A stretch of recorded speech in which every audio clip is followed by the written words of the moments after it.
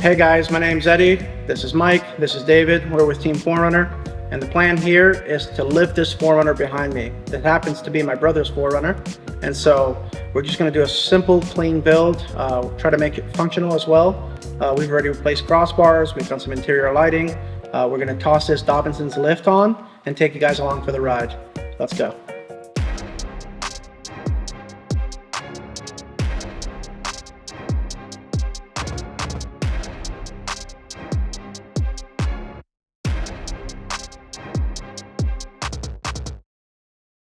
All right, so I'm working on the front suspension today, and we're replacing the upper control arm and the coilover. All right, so on this front suspension, a couple things you're gonna wanna do. Loosen this castle nut right here, and there's a cotter pin you'll wanna take out before that so you can get it loose. Break that loose, and then you're gonna pull this bolt out and pull this sheet metal back so you can get access to the bolt. Hold this washer on right here while you pull the bolt out because it'll interfere with this sheet metal right here. On the Billet Dobinsons upper control arms, there are two adjustable bushings that we set to 39 millimeters. This is the recommended measurement in the Dobinsons manual.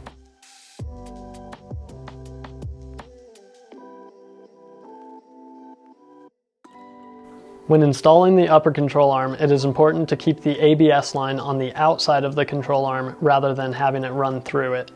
In this Dobinsons lift kit, a misalignment spacer was included, which can position the upper control arm either forward or backward.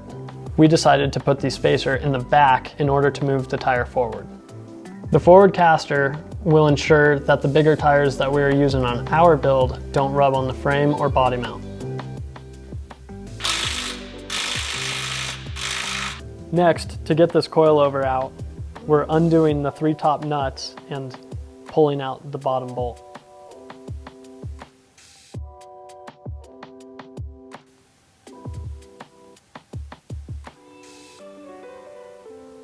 Now we can install our Dobinsons coilover.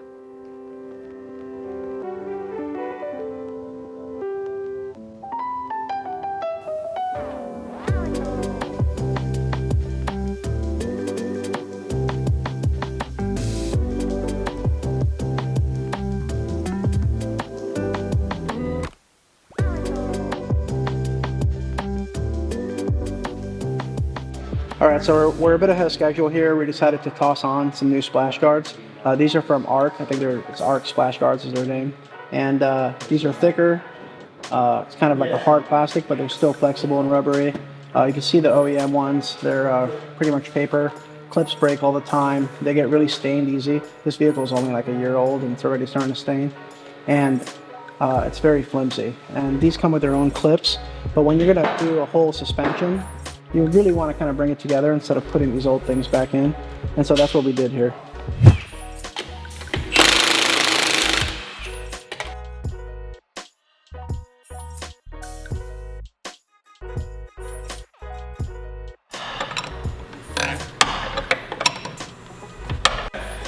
All right, so I'm out here working on the rear of this Dobinsons 4Runner lift, and the first issue that I ran into was that this shock actually spins when you try to loosen the nut on the top of it.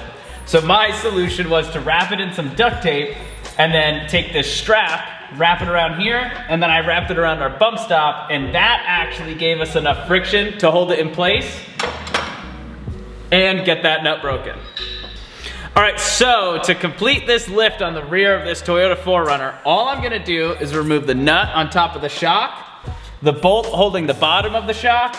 I'm gonna remove the nut on top of the sway bar link, and then I'm gonna loosen the lower control arm bolts, and then everything will come out. All I'm replacing is the shock and the stock coil.